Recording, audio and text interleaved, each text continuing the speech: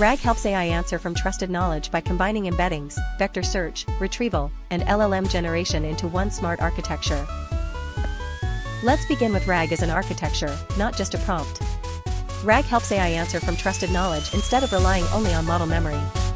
The architecture combines documents, embeddings, vector search, retrieval, and LLM generation. Documents provide the knowledge source. Embeddings turn text meaning into searchable numbers. A vector database finds the most relevant knowledge. The LLM uses retrieved context to generate a grounded answer. The value of RAG comes from how these parts work together.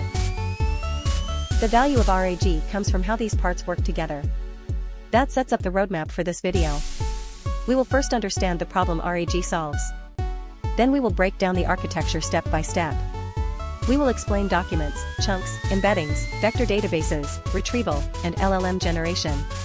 After that, we will look at metadata, re-ranking, hybrid search, citations, and evaluation. We will also cover common mistakes beginners make. By the end, you will understand how RAG works from input to answer. With the roadmap for this video in mind, the next piece is the problem RAG solves. LLMs are powerful, but they do not automatically know your private documents. They may not know your latest policies, manuals, tickets, contracts, or project files. They can also give confident answers without enough factual grounding. RAG reduces this problem by retrieving relevant knowledge before the model answers. Instead of asking the LLM to guess, RAG gives it evidence. That evidence becomes the context for the final response. This makes AI more useful for real-world knowledge work. That idea leads directly to the high-level RAG flow. A RAG system has two major flows. The first flow happens before users ask questions. This is the indexing flow, where documents are processed and stored. The second flow happens when a user asks a question. This is the query flow, where relevant information is retrieved. The LLM then uses that retrieved information to answer. Understanding these two flows makes the architecture much easier. Once the high-level RAG flow is clear, indexing flow, preparing the knowledge becomes much easier to understand. The indexing flow prepares your knowledge for search. Documents are collected from trusted sources. Text is extracted and cleaned. The content is split into smaller chunks. Each chunk is converted into an embedding. The embeddings and metadata are stored in a vector database. This flow happens before the user asks a question. From there, the next practical step is query flow, answering the user. The query flow starts when a user asks a question. The question is converted into an embedding. The vector database searches for similar chunks. The most relevant chunks are returned as context. The LLM receives the question and the retrieved context. It generates an answer based on that context. This is how RAG connects search with generation. This sets up the next important point: documents are the knowledge source. Every RAG system begins with a knowledge source. This could be PDFs, web pages, manuals, policies, support tickets, contracts, or database records. The quality of these sources matters a lot. Outdated documents can produce outdated answers. Duplicate files can confuse retrieval. Poorly formatted files can create noisy chunks. Good source management is the foundation of good RAG. Good source management is the foundation of good RAG. That sets up why chunking is needed. Documents are usually too large to retrieve as one piece. So the architecture splits them into smaller units called chunks. A chunk may be a paragraph, section, page, or semantic block. Good chunks preserve meaning. Bad chunks either lose context or include too much irrelevant text. The retriever searches chunks, not the full document at once. This is why chunking strongly affects RAG quality. With why chunking is needed in mind, the next piece is chunk size and overlap. Chunk size is a design choice. Small chunks can be precise, but they may lose surrounding context. Large chunks keep context, but they may add noise. Many systems use overlap between chunks. Overlap repeats a small amount of text across neighboring chunks. This helps avoid cutting important meaning in the wrong place. The best chunking strategy depends on the document type and use case. That idea leads directly to what embeddings do. Embeddings are the bridge between language and search. An embedding turns text into a list of numbers. Those numbers represent meaning in a mathematical space. Similar meanings are placed close together. Different meanings are placed farther apart. This allows RAG to search by meaning, not only exact words. That is why embeddings are central to RAG architecture. Once what embeddings do is clear, semantic search versus keyword search becomes much easier to understand. Traditional search often depends on matching exact words. Semantic search uses embeddings to match meaning. For example, refund policy can match return and reimbursement rules. The words are different, but the meaning is related. This is powerful for natural language questions. But exact keywords still matter for IDs, codes, names, and legal terms. Many strong RAG systems combine both approaches.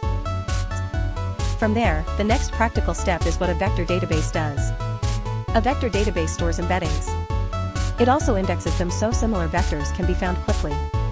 When a user asks a question, the query embedding is compared with stored embeddings. The closest matching chunks are returned. The database may also store metadata such as source, date, page, author, or access level. In RAG, the vector database is the retrieval engine. Without retrieval, the LLM may not get the right evidence. This sets up the next important point: similarity search explained simply. Similarity search asks one question. Which stored chunks are closest in meaning to the user's question? The system compares the query embedding with stored chunk embeddings. It ranks chunks by similarity score.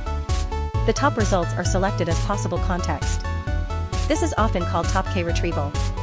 The value of retrieval depends on whether the top chunks are truly relevant.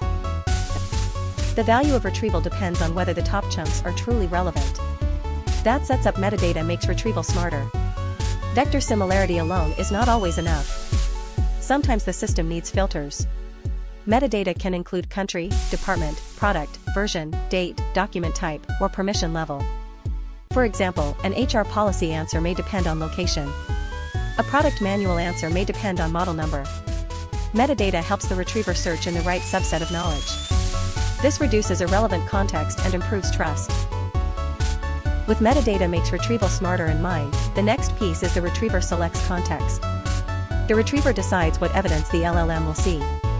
This is a critical part of the architecture. If the retriever selects the wrong chunks, the LLM may give a weak answer. If it selects too many chunks, the answer may become noisy. If it selects too few chunks, important context may be missing. A strong retriever balances relevance, coverage, and context size. Good retrieval is often more important than a bigger model. That idea leads directly to prompt construction in RAG. After retrieval, the system builds a prompt for the LLM. This prompt usually includes the user question. It also includes the retrieved chunks. It may include instructions such as answer only from the provided context. It may require citations. It may ask the model to say when information is missing. Prompt construction turns retrieval results into usable LLM context. Once prompt construction in RAG is clear, the LLM generates the answer becomes much easier to understand. The LLM receives the question plus retrieved context. Its job is to explain, summarize, reason, or answer using that context. A good RAG answer should not simply copy chunks. It should synthesize the relevant information clearly. But it should not invent details beyond the evidence. The model should mention uncertainty when the context is incomplete. Generation quality depends on both the model and the retrieved context. From there, the next practical step is citations create traceability. Citations help users trust and verify the answer. A citation should point back to the source document, page, section, or chunk. This is important because RAG can still retrieve or interpret context incorrectly. Traceability lets users inspect the evidence. It also helps teams debug bad answers. In business systems, citations improve auditability. A RAG answer without traceability is harder to trust. This sets up the next important point: re-ranking improves context quality. The first retrieval results are not always the best final context. A re-ranker can review candidate chunks more carefully.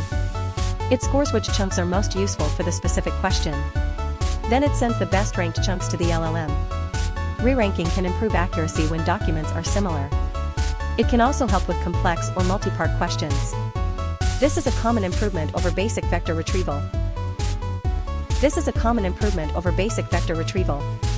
That sets up hybrid search adds exact matching. Vector search is strong for meaning. But exact keyword search is still useful. Some queries include invoice numbers, product codes, legal terms, or customer IDs. These need exact matching. Hybrid search combines semantic search and keyword search. This can improve retrieval in business and technical documents. A strong architecture chooses the search method based on the problem. With hybrid search adds exact matching in mind, the next piece is context window limits matter. LLMs can only process a limited amount of context at one time. This limit is called the context window. If too many chunks are added, the prompt becomes crowded. Important evidence may get buried. The answer may become less focused. RAG architecture must choose the right amount of context. More context is not always better. That idea leads directly to RAG does not eliminate hallucinations. RAG reduces hallucination risk, but it does not remove it completely. The retriever may select the wrong chunks. The source may be outdated. The model may misunderstand the context. The answer may overstate what the document says. The citation may point to weak evidence. That is why evaluation and human review still matter. Once RAG does not eliminate hallucinations is clear, evaluation has two parts becomes much easier to understand. RAG evaluation should check two things. First, retrieval quality. Did the system retrieve the right evidence? Second, answer quality. Did the model use that evidence correctly?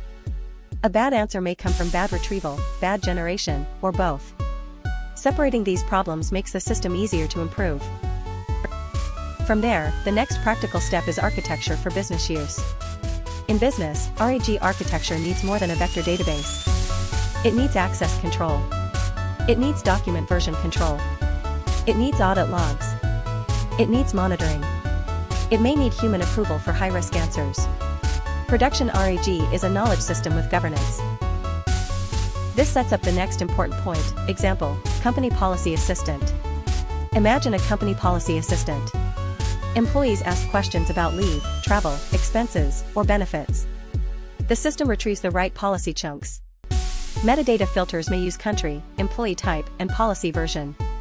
The LLM explains the answer in simple language.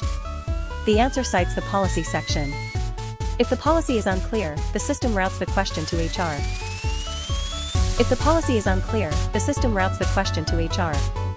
That sets up example, customer support knowledge base. A support team can use RAG to answer product questions. The knowledge base may include manuals, FAQs, troubleshooting guides, and past tickets. The retriever finds relevant solution steps. The LLM rewrites them into a helpful response. Citations help support agents verify the source. Feedback logs help improve weak answers. This is one of the most common RAG use cases. With example, customer support knowledge base in mind, the next piece is common beginner mistakes. Beginners often think RAG is only embeddings plus a vector database. But that is only part of the system.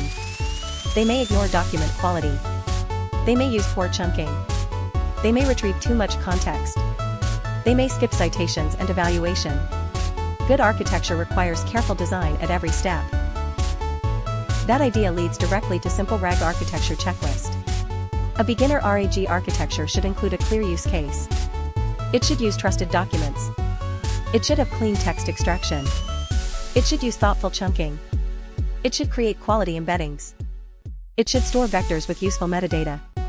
It should retrieve, cite, evaluate, and monitor answers. This checklist helps turn a demo into a reliable system. Once simple RAG architecture checklist is clear, final content recap becomes much easier to understand. RAG architecture connects trusted knowledge with an LLM. Documents are cleaned and split into chunks. Embeddings turn chunks into searchable meaning. A vector database stores and retrieves similar chunks. The retriever selects context for the LLM. The LLM generates a grounded answer from that context. Citations, evaluation, metadata, guardrails, and monitoring make the system more reliable. Once you understand this architecture, RAG becomes much easier to design and improve. To wrap up, here is the key takeaway. You now have a structured overview of RAG architecture explained, embeddings, vector database and LLMs. Review the core ideas, connect them to examples, and revisit concepts like RAG is an architecture, not just a prompt, the roadmap for this video, the problem RAG solves when practicing. Subscribe to Easy Machine Learning Guide if you want to learn AI through simple explanations and real industry examples.